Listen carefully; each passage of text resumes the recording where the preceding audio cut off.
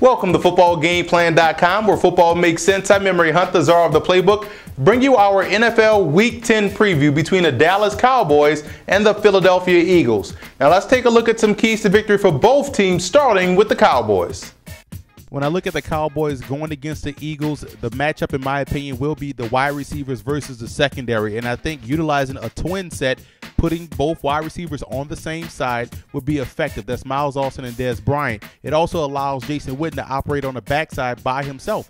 Plus, in a running game, you're still able to run strong side, and you're also able to run to the twin side. So I think utilizing a twin set would be vital and effective this week versus the Eagles. Now, defensively, you look at the outside linebackers, Anthony Spencer and DeMarcus Ware. The Eagles do a great job of influence blocking those outside rushes and running LaShawn McCoy right down that alley. So those guys will have to play with controlled aggressiveness, not only versus Michael Vick, but also versus LaShawn McCoy. Because if they get out of position, the Eagles can gash these guys with the off-tackle running game.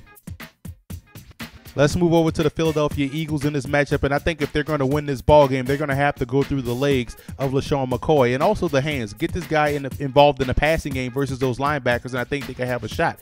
Everyone talks about the offensive line being terrible in Philadelphia. The best way you could help out that offensive line, running the football. And also, Vic has to get rid of the football. You can't hold the football too long, and you also have to look at the play design of that Eagles offense. A lot of times you have these guys running these long routes with weak pass protection. That's just going to lead ultimately to a sack. And you look at the defensive side of the football, Nnamdi Asomugha has to step up his play. He's going to be matched up versus Dez Bryant. That's a battle he's going to have to win. And Trent Cole also has to step up and get pressure on a quarterback.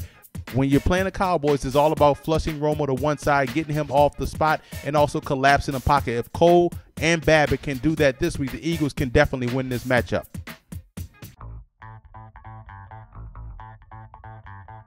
X factor, in my opinion, for the Cowboys will be Rob Ryan, the defensive coordinator. He has to come with a creative game plan versus Philadelphia to help put even more pressure on that offensive line. And to look at the red zone offensive play calling for the Philadelphia Eagles, they moved the football up and down the field against New Orleans. They couldn't capitalize in the red zone, and that's been a problem all season long. They just have to get back to basics, which is running the rock and playing downhill, tough football in their red zone. You can't get too cute when you're in that green area.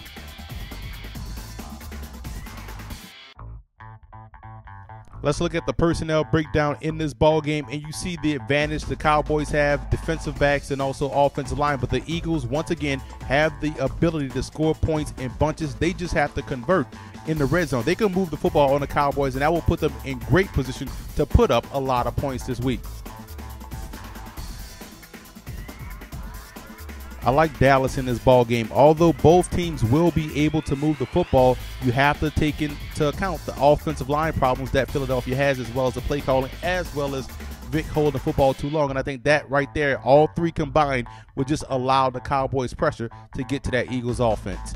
And I also want to give a huge shout out to Cowboy fan forums and Eagle fan forums for always showing football game plan support.